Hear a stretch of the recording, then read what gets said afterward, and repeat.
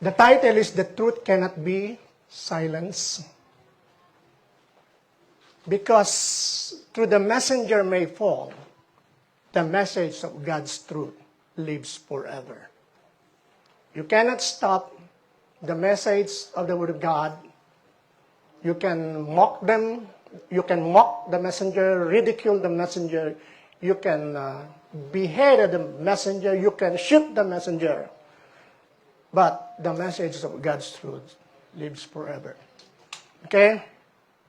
So in Matthew chapter 7, verses 1 to 5, it's our text. It said here, "Judge not, that you be not judged. For with what judgment you judge, you will be judged. And with the measure you use, it will be measured back to you. And why do you look at the speck in your brother's eye, but do not consider the plank in your eye? Or how can you say to your brother, let me remove the speck from your eye, and look, a plank is in your own eye? Hypocrite, first remove the plank from your own eye, and then you will see clearly to remove the speck from your brother's eye." Now, the next thing is about in Matthew chapter 14, verses 1 to 12, it talks about John the Baptist. And John the Baptist was misjudged for not telling lies, but for telling the truth. And John the Baptist was killed. But to learn more about John the Baptist, it states in Matthew chapter 14, verses 1 to 12. So these verses in Matthew chapter 14, verses 1 to 12, it's about John the Baptist. When King Herod, because King Herod beheaded the John the Baptist, when he was heard about the ministry of Jesus Christ, people are coming to him, people are being enlightened, people healed, miracles happened. And King Herod, thinking that it's John the Baptist who rose from the grave. So King Herod knew about the Torah. He knew about the Bible. He could not be a Sadducee because Sadducees cannot believe in the resurrection. He could have the same belief of the Pharisees that believe in the resurrection, and he was thinking that Jesus Christ was the bumangon muli, rose from the grave. And what happened why John was beheaded is because John told Herod that it is unlawful for him to take the wife of his brother. He has a brother, Philip. The brother's name is Philip. And the wife of Philip was Herodias. Herodias was a daughter of one of their brother, not of the same mother. Herodias was actually the niece, pamangkin, King Herod. And then this Herodias divorced his husband Philip, and then Herod took the wife of his brother, and John the Baptist said, it is unlawful for you to take your brother's wife. And because of that, Herod was very indignant. He wanted to kill John, but he feared that from the people, because the people may, it might cause uprising or rebellion from the people, and so he did not want to kill John the Baptist. But one time, when it's during his King Herod's birthday, King Herod was so pleased when the daughter of Herodias, the name was not mentioned. That daughter wasn't mentioned. But in the book of Josephus, which is the Jewish historian, the name was Salome. So Herodias danced, played TikTok to King Herod, nag-TikTok siya. And Herod was so pleased because of the TikTok dance of the daughter of Herodias. And because it's because of his foolishness that said, whatever you want, siguro lasing na si Herod, no? Whatever you want, I can give you even half of the kingdom. And then, upon the direction of this daughter's mother, Herodias said, ask the king to get the head of John the Baptist and put it in a platter. So imagine, you mothers have good or bad influence to your daughter. You have greater influence to your daughter.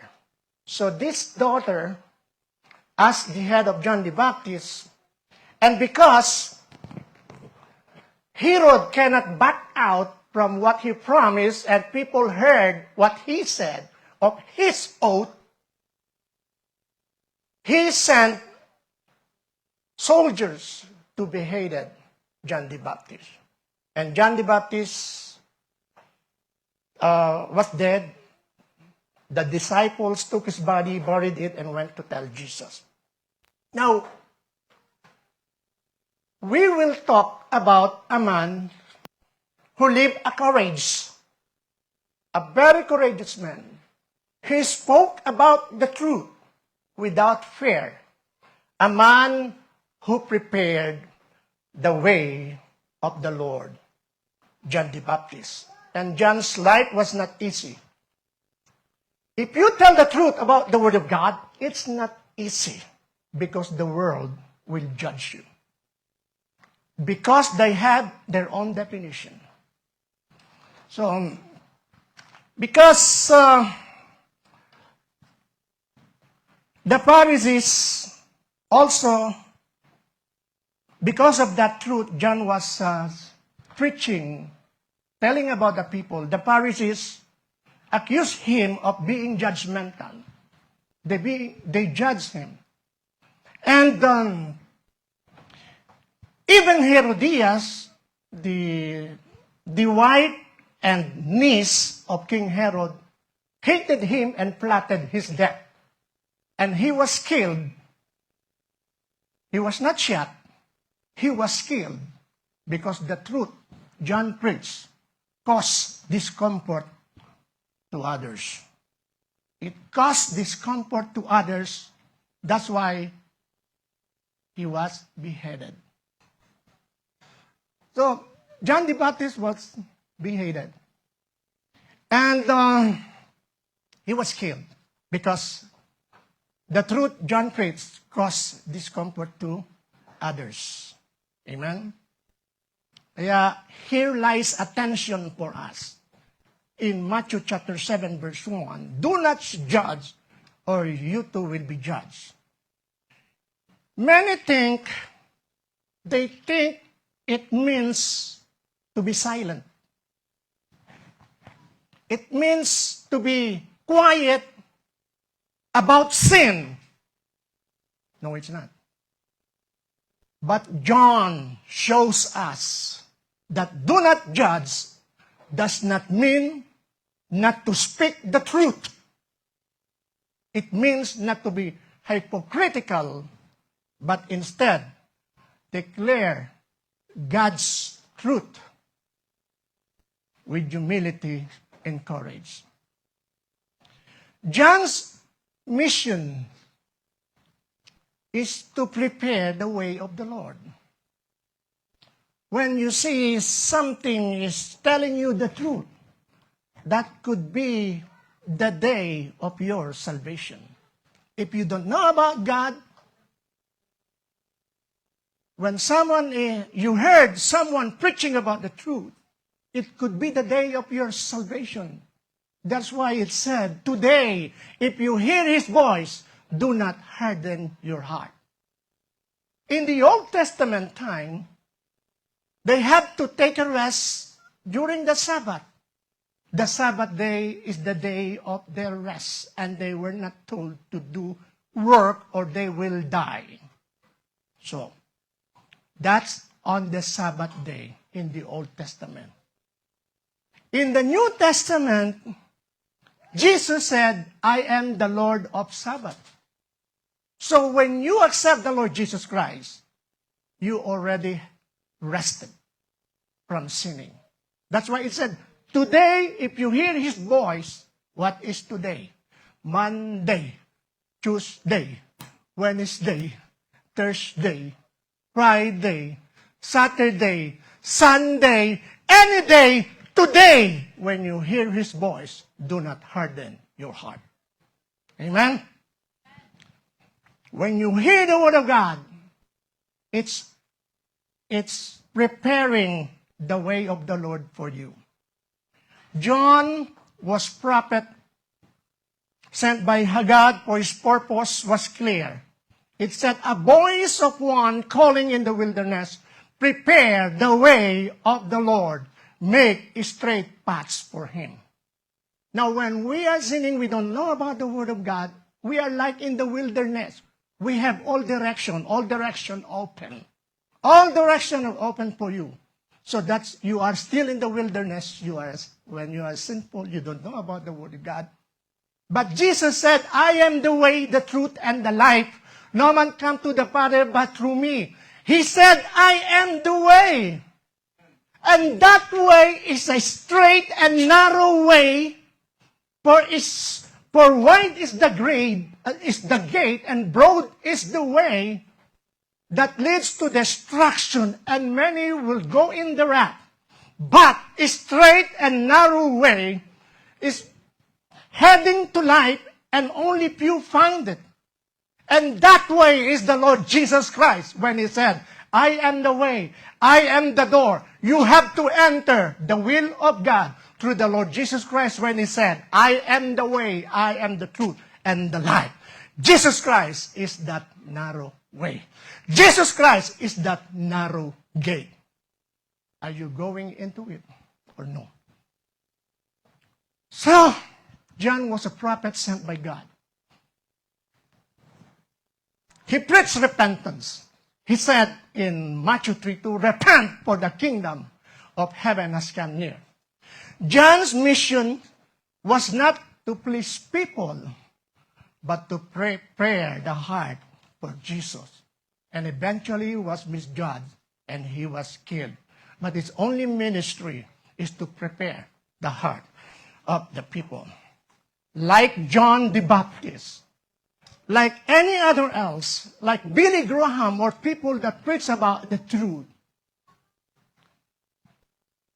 we too are called to prepare the hearts of men. We too, each and every one of us, are called to prepare the way of the Lord. Not for His first coming, but His second coming. Our message must not be watered down. It must call people to repentance and faith in Jesus Christ. Amen? John's courage was declaring God's standard, not in his own opinion. It's not John's opinion. What he was saying is not his own opinion. John's preaching was sharp and very uncompromising. It caused discomfort to the Pharisees. During the time of Jesus, they have this so-called Jewish council. In our time today, it's the Congress. The opposite of progress is Congress. So during that time, it's the Sanhedrin, the Jewish council, composed of the Jewish elite and wealthy belong to upper class, the Sadducees. They actually the one who manage the administration of the temple, the Sadducees. They are wealthy. And then the other sect is the Pharisees, composed of laymen, the ordinary people, that very strict in Torah, in the law of God. They are called Pharisees. And the other sect is the Herodians. The Herodians are the followers of King Herod, and they worship the emperor.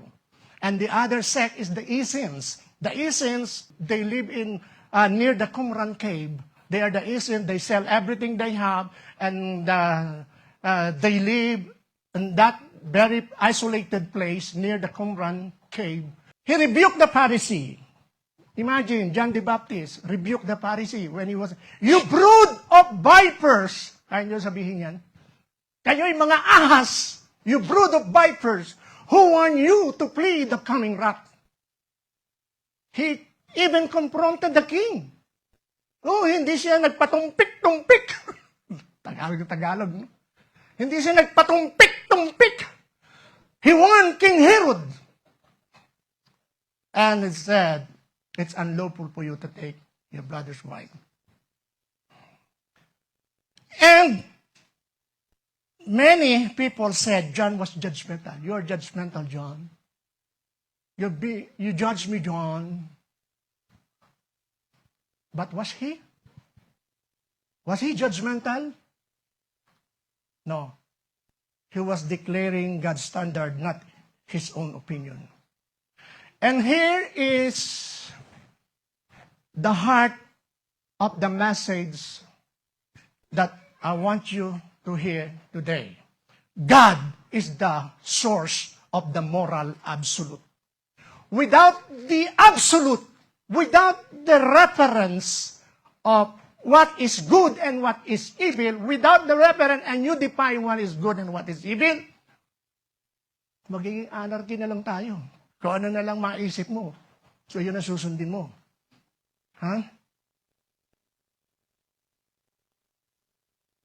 That's why God is the source of moral absolute. He defined what is good and what is evil. He created man and woman and gave them their identity. God did not give them the culture.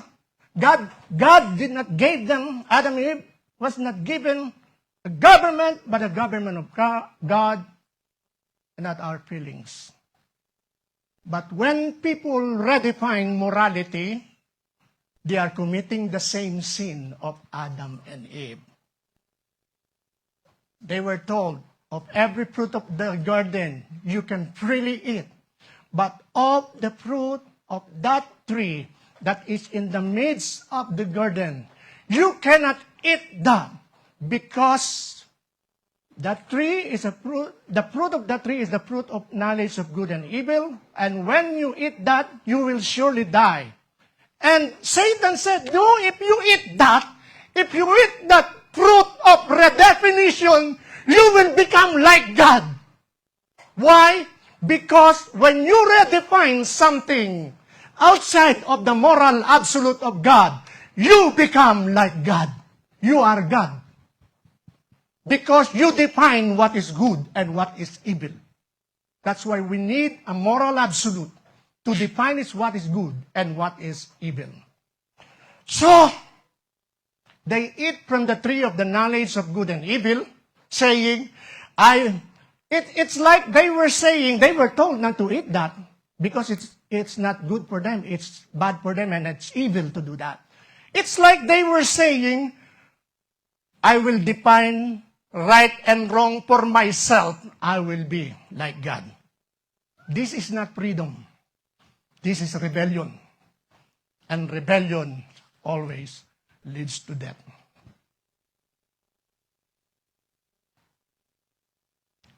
In the center of light stands God's Word, His unchanging truth. We are in this world, the Garden of Eden, and the fruit of knowledge of God and of good and evil is the Word of God. The Word of God must be the source of moral absolute. We must not eat the world's fruit of redefinition. We must submit to God's authority because only His truth brings life. He said, I am the way, the life, and the truth. Speaking for God's truth is not saying judgment to anyone. It is love. When you say the truth to someone, you might be accused or ridiculed or being mocked as a judgmental, but you are saying the truth according to the moral absolute of God. It's not being judgmental. It is love. Because the consequences is eternal, it's eternal fire together with the angels and demons of Satan. If we remain silent, we allow people to walk towards destruction without warning them. John's death, the cost of truth. The cost of truth, it's risky because it might cost you life. Herodias hated John because he explored her sin. Pinakita niya yung kasalanan. During her, King Herod's birthday banquet, her daughter danced and praised the king. And Herod, in his foolishness, promised her anything. Prompted by her mother, she asked, "Give me the head of John the Baptist on a platter." And so John was beheaded, not for a crime, but for the truth. John's voice was silenced by men, but honored by God, because Jesus himself said, "Among those born of woman, there has not risen anyone greater than John the Baptist." Truth tellers may be canceled. You may be mocked. You may be even shot, even killed, because you're a truth tellers, and then the people that lives in darkness, they don't want that. But they are never forgotten by God. The death of the righteous is not being wasted. When you suffer that, it's God's sovereignty. Because everything happened for a reason. All things work together for good to them that love God. They might kill you, but you are never forgotten. If someone died, though the messenger may fall, the message of God's truth lives forever. There will be more. John the Baptist will rise up and stay for the truth. Amen? Truth tellers, we are a truth tellers. We side with the light. Because people that lives in darkness, they don't want to hear the word of God. They don't want to include you in your group because you are the light. And their sin, their darkness, their darkness are being explored when you are with them because you are the light. That's why they say all manners of evil, accusing you of anything. They will do the character assassination and sometimes assassination, real assassination. Amen? So our call is this. Do not judge hypocritically, but declare the truth boldly. Amen? In Matthew chapter 7, verse 1 to 5, this is not a license to stay silent for sin. It is a warning against hypocrisy, removing the speck in another's eye while ignoring the plank in our own. We will only have that effectiveness to tell truth about God if we look upon ourselves first. Amen? When you accuse of someone of being this and that, when you point your finger, how many fingers are pointing at you? When you point your finger to someone else, oh, you're a sinner.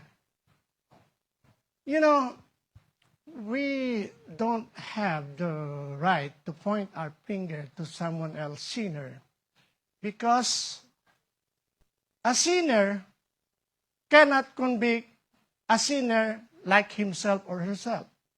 Because the Bible said, all have sinned and fall short of the glory of God. We're all sinners.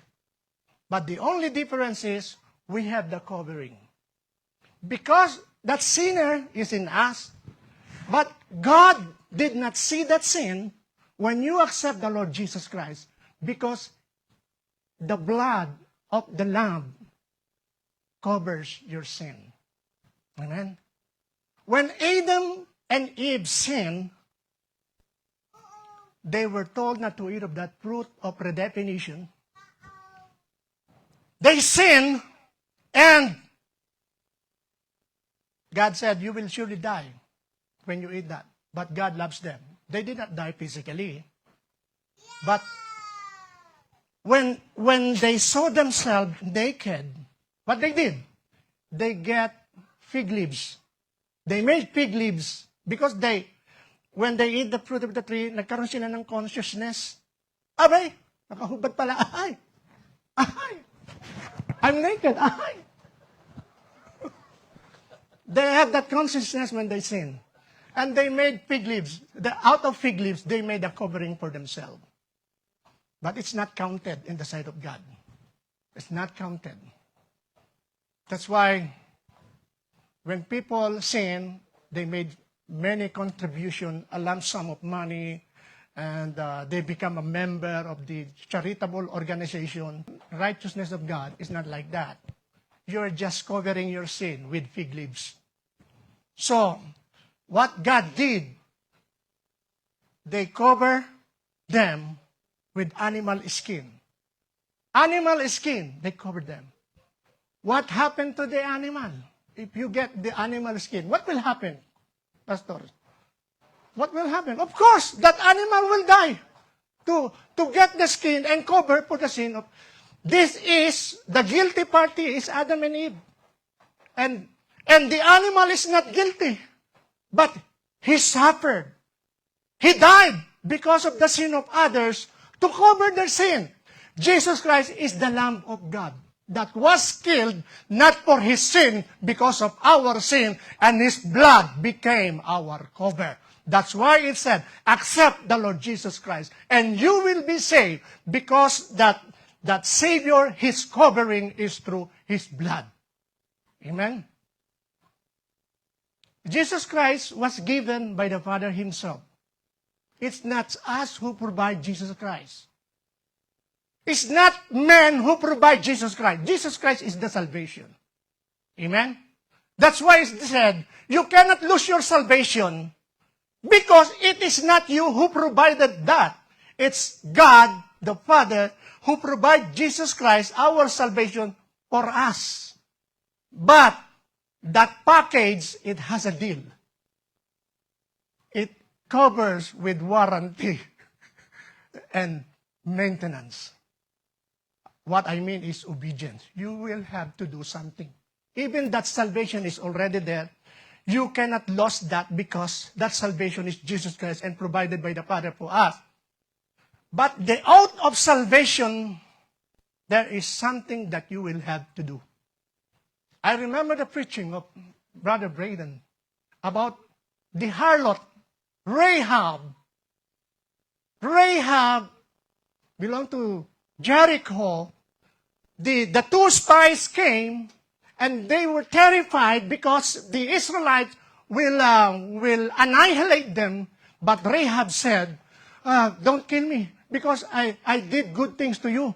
Don't kill me. And also my brothers and my sisters, my relatives, don't kill me. And the two spies said, we will not kill you. If you will do this, put a crimson or red cord from your window. There's a red cord. And then do not tell anyone, because our oath is only valid if you do what we said. These two spies said, if you only do what we said, you will be saved. Our oath is binding. My promise of salvation, our promise of salvation to you is only binding if you do this thing. Otherwise, you will be judged too. Like Moses. They were told in the times of Moses in the Passover, when the angel of death came to bring death to every firstborn son, they were given an instruction to kill a 1-year-old lamb, and that blood to smear or to apply on the beams and the doorposts. That's the warranty or the package or the oath or the instruction. Amen? That's the instruction. You cannot lose your salvation because it is not from you. It is from God who bring to us Jesus Christ. But that package, it comes with an oath that you have to do something. Believe in the Lord Jesus Christ and you will be saved. Baptize in the name of the Lord Jesus Christ. Receive the Holy Spirit. Have the fruit of the Spirit. That promise of salvation is binding if you comply with what the two witnesses that said to us. Who is that witness? The law and the prophets. What is law? The law is composed of the Torah. The Torah is the five books of Moses. And the prophet, major prophet, minor prophets, and the Tanakh. Tanakh is the words of the prophets, the Torah and the words of the prophet. In all, they called it Tanakh, Old Testament. Tanakh. Now, Jesus Christ is the manifestation of the Torah. And when he said in Matthew chapter 7, do not yan, this is not an isolated message. This is a part of the message in Jesus Christ's sermon on the Sermon on the Mount.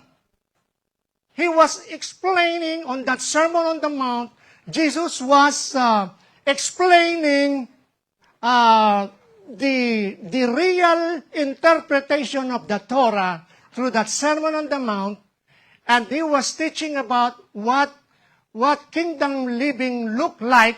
And when he reaches the Matthew chapter 7, it is about our obligation not to judge, having our respect in our own eyes. But this Matthew chapter 7 is talking about telling the truth, not hiding the truth. You have to tell the truth. So, our call is not to judge hypocritically, but declare truth boldly. We too must live holy life, not self-righteous life. We declare truth not from pride, but from compassion, because souls are at stake. Beloved, John's story speaks loudly to us today. When you speak God's truth, some will repent, but others will resist. Some will welcome it, others will accuse you of judging. But truth is not optional. Silence from sin is not love. True love warns, corrects, and points people to Jesus. Like John, we are called to prepare the way of the Lord. His head was taken, but his testimony still lives. May our lives too be a voice crying in the wilderness, repent, for the kingdom of heaven has come near. Let us not be afraid to stand the truth. God is the source of all morality. He defines who we are. Jesus Christ was given to us. Look at this. When the Israelites were commanded to kill a lamb in the time of Moses, when the angel of death, before gunning down to kill all the firstborn in Egypt, they were given a commandment to kill a 1-year-old lamb. And that killed lamb, it has to be taken away the blood. And that lamb Isusugban nila yun. They will grill. And they will eat, inside the house, they will eat the flesh of the lamb together with bitter herbs. And so that's the instruction. The salvation is that lamb, but it envelopes with warranty or instruction. Okay? And the blood has to apply on their doorposts and on the beam. Look at the doorpost. You know about the door, right? The doorpost is the two sides, and the beam is on the up. The blood is being applied on the doorpost, left and right, and on the beam. When you connect the dot, connecting all the dot, it's a triangle going up. This is the Passover of man. Man will do something for their salvation. When you connect the dot, it's a triangle going up. When Jesus died, Jesus is the Passover given by God for us, that He died because it is for our benefit. And He was put on the cross and crucified where the blood are. The blood is on the left and on the right and on His foot. It is a triangle when you connect the dot. It is a triangle going down. This is the Passover made by God for man. The Passover made by man to God is during the time of Moses. The triangle is going up. Jesus sent for us the Passover made by God for men. The cross is going downward when you connect both triangle, the blood of Israel. Because Israel is the son of God. They are the family of God, and we are only adopted because we also accept the Lord. We become a family. We are not the real family. We become a part of the family because we have that adoption. And we are included in the becoming Israel. Amen? So we have to stand for the truth. Fathers, your family is your Garden of Eden. You have to cultivate. Your ministry is to cultivate that garden. You are the Adam in your family, in your garden. So become like, not like Adam, but become like the second Adam. The fruit of the tree of knowledge of good and evil must be in the midst of your garden, must be in the midst of your house, and that is the Word of God. Amen? Seek first the kingdom of God and His righteousness, and all these things shall be added to you. When you obey the Word of God, you will be blessed. Thank you, Lord. There are reflection questions. Do I remain silent about sin because I fear being called judgmental? Have I allowed the world to redefine what God already defined as truth? Am I preparing the way of my family, workplace, and community by speaking His truth in love? Let us not be afraid to stand for the truth. Through the messenger may fall, the message of God's truth lives forever. Praise the Lord. Amen.